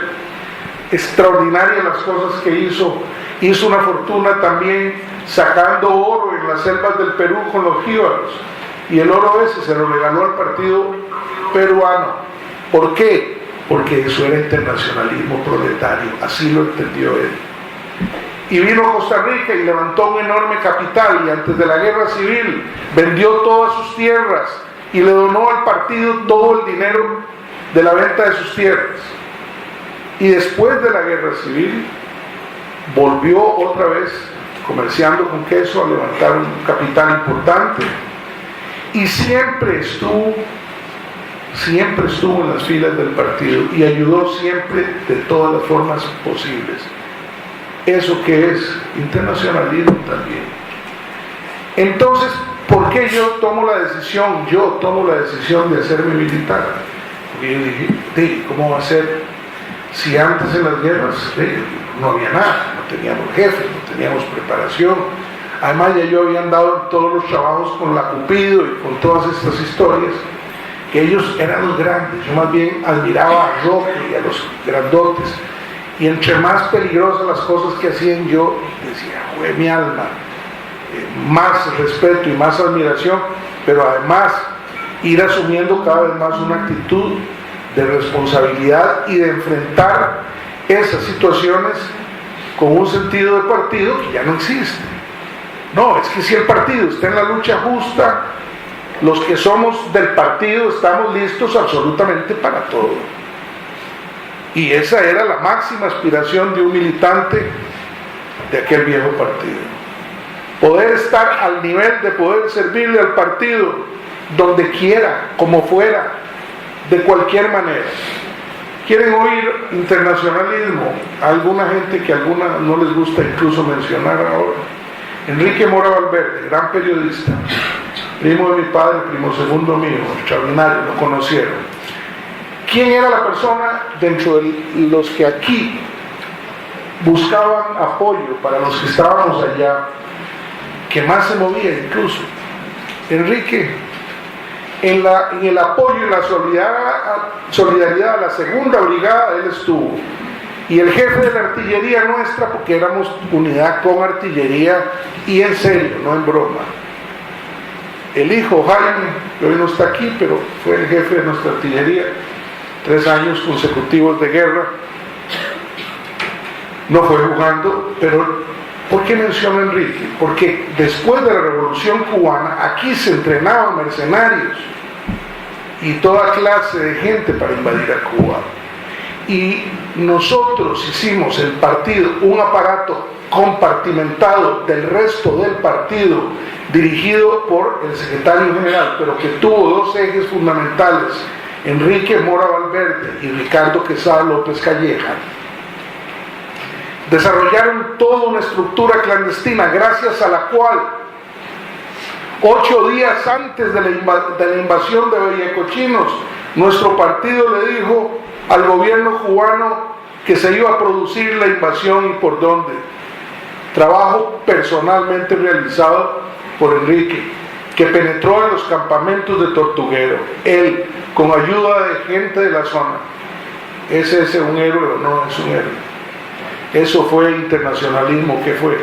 Hoy estamos rememorando el trabajo de las brigadas, pero yo no podía dejar de mencionar estas cosas, algunas de las cuales por primera vez se conocen, por lo menos de esta manera. Entonces, así nos formamos en ese espíritu. Y luego, para concluir, sí, me formé y tuve la dicha de formarme en una escuela extraordinaria que me imagino que ya no existe, porque era la Unión Soviética o de Rusia. No es que el conocimiento no exista, es que crearon una nueva rama del trabajo partidario y sistematizaron ese conocimiento como nadie lo había hecho hasta ese momento, que era la formación de los dirigentes del partido que iban a tener como especialidad todo el trabajo ilegal, todo el trabajo de protección y seguridad, lo que se llama el aseguramiento combativo y de seguridad de las acciones políticas, partiendo del concepto que expresaba Lenin de que una revolución que no sabe defenderse no vale absolutamente nada. Y entonces, a partir de ahí, crearon todo un sistema extraordinario, donde no solo la formación era para entender y poder participar en guerras regulares al nivel más alto, sino también en guerras irregulares con conceptos absolutamente modernos. Puedo decirle que con pequeñas variaciones, lo que está sucediendo hoy en Siria, por ejemplo, es como una ampliación de esa teoría riquísima que tuvimos, y yo en particular tuve el honor de recibir. Entonces, lo que decía hace poco el compañero Naranjo es cierto. Nosotros ya en la nueva etapa de la fundación, que empezó en el 73, y empecé de una manera informal a trabajar sobre todo con Toño, el esposo de Julieta, que murió en acción heroica, a empezar a entrenar por urgencia fuerzas del partido, porque iba a ser invadido por Guatemala, historia que no se conoce, pero que yo fui testigo de todo lo que ahí pasó, donde incluso se llegó a un acuerdo entre el secretario general y don José Figueres, porque Guatemala iba a invadir Costa Rica en los días en que se establecieron relaciones diplomáticas con la Unión Soviética. Y vean, esto es histórico también, la cosa llegó a tal punto de que hasta algunos fierritos recibimos en virtud de ese acuerdo, fierritos que terminaron en Nicaragua. Pero vean ustedes, eso era política, en situaciones extremas, complejas, y de ahí venimos. Entonces, a partir de ese momento, el trabajo que desarrollamos fue, como dijo Naranjo, científico. Si una persona iba a ir simplemente a traer algo en bus a Guanacaste, antes de ir pasaba un curso de métodos clandestinos para simplemente poder ir allá y venir. Era buscando la excelencia. Y debo decir que fuimos excelentes, porque como legado internacionalista, para concluir, le dimos a Nicaragua, no solo en la parte anterior al triunfo, sino después del triunfo, les graduamos 750 soldados, que los transformamos de guerrilleros en soldados de un ejército regular, en una escuela que fundamos en Managua, y que cuando yo trabajaba como asesor de la Dirección General del Ejército, creando la primera estructura de mando del Ejército, tuve el honor de trabajar en eso, de diseñar las primeras estructuras de los batallones, de los órganos de dirección y mando, etcétera. José, comandante que está aquí sentado, José Picado, que hizo también el trabajo del libro Los amigos venían del sur, manejaba la escuela Oscar Turcios, donde junto con oficiales de gran capacidad que teníamos, les formamos esos 750. Pero resulta que tenía que arrancar el Estado Mayor General del Ejército. ¿Y de dónde? Bueno, entonces les formamos los primeros oficiales para el Estado Mayor General, 15 muchachos. Simultáneamente le estábamos preparando 8 cuadros de alto nivel al Partido Comunista de El Salvador. Esos 8 desgraciadamente murieron. Les formamos y trabajamos y les manejamos todo el aparato logístico al Partido Comunista de El Salvador. Sí, y hubo un compañero nuestro, comandante nuestro también, que fue responsable de todo ese trabajo logístico. Para no mencionar a otros trabajos logísticos que se dieron en ese periodo. Pero no solo eso, sino que también procesamos los archivos de la policía de Somoza, porque éramos una fuerza tan formada, tan disciplinada y tan confiable, que nos dieron la administración y el manejo de esos archivos a nosotros. Y no solo eso, sino que les formamos todos los cuadros en determinado tipo de operaciones especiales, y aquí concluyo esto. Pero eso fue aporte de qué clase, internacionalista, y de qué nivel, al nivel más alto. Este país tendrá que estar orgulloso de este trabajo. Y quiero decir que además, haber vuelto a decidir la situación del río San Juan, siendo el factor decisivo en la aniquilación de toda la contra en la dirección sur, donde puesto por puesto, base por base, les fuimos tomando todo y los fuimos destruyendo todo ese recurso. Ese fue un trabajo extraordinario, un trabajo maravilloso, un trabajo digno de los héroes de Homero, así como lo estoy diciendo.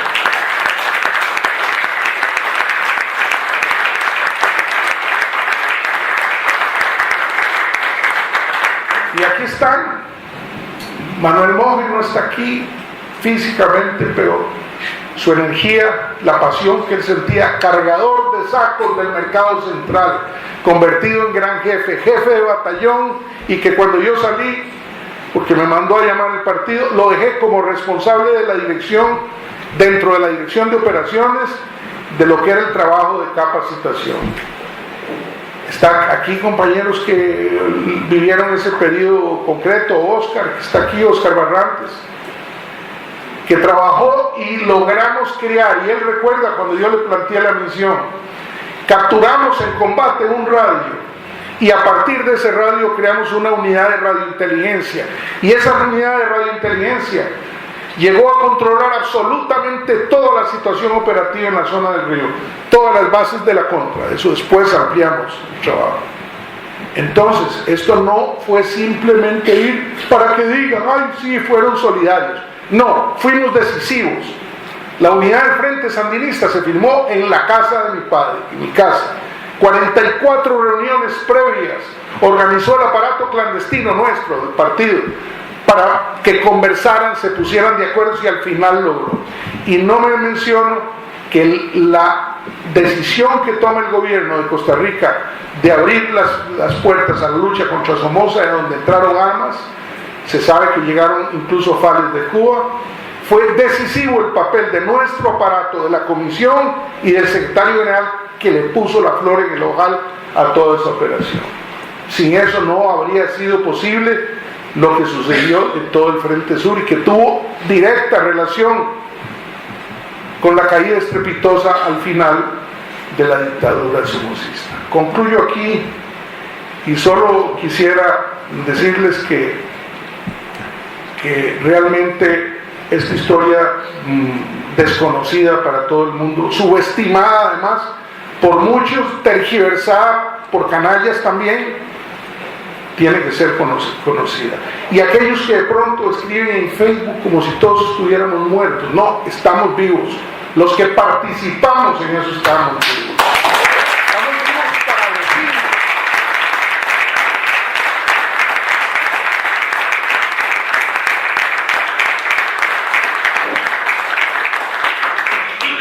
No conocen la historia. Algunos porque no les interesaba y porque fueron los que se opusieron a que todo esto se hiciera dentro del partido. Porque sépanlo, hubo oposición a todo esto. No querían, el plan de movilización nuestro no era posible de realizar. Era posible y se realizó. 300 hombres movilizamos, como un reloj, un aparato que movilizó en menos de una semana 300 hombres y lo puso en el norte.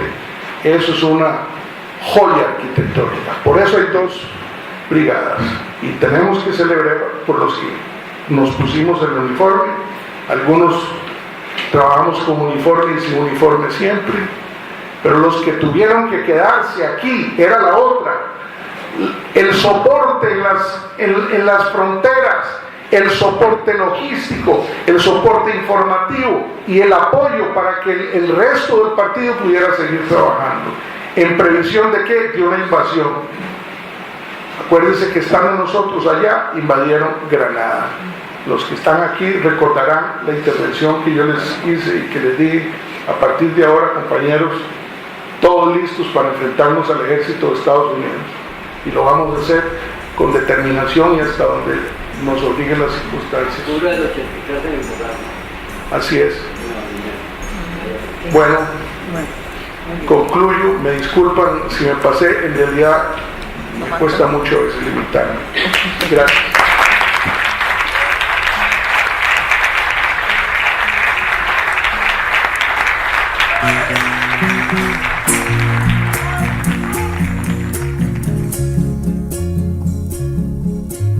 Mire tu cara por la ventana y en una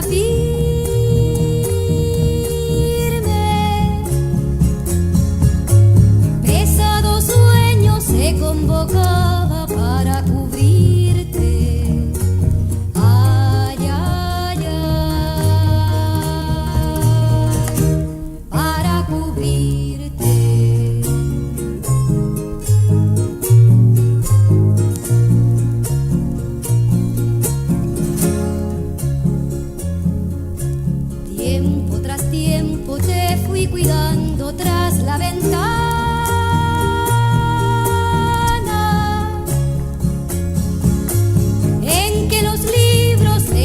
por letras se te entregaban. Ay, ay, ay, se te entregaban.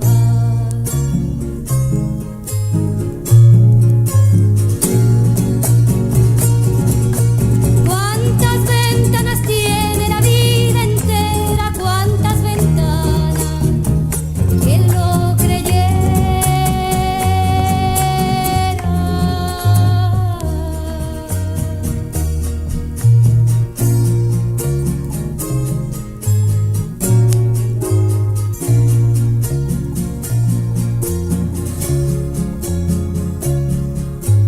Por la ventana aquel estudiante triste vigila.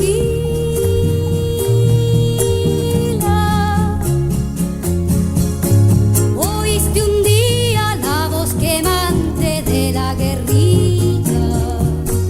Ay, ay, ay, de la guerrilla.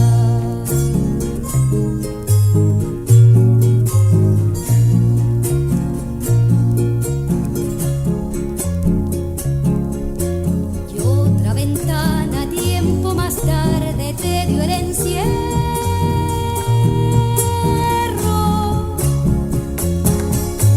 Y en vez de vidrios tenía dedos de hierro negro. Ay, ay, ay, de hierro negro.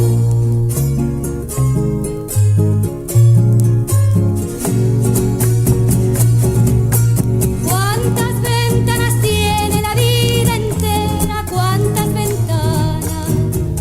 ¿Quién lo creyera?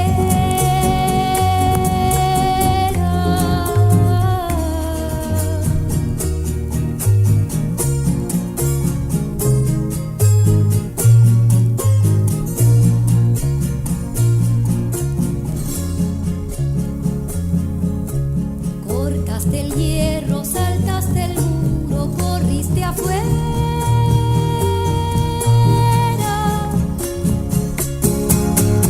Y la metralla volteó mi sangre sobre la tierra.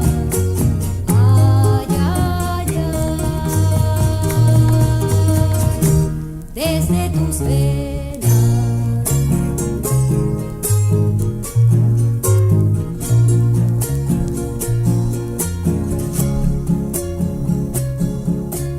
Duerme tan hondo bajo la piel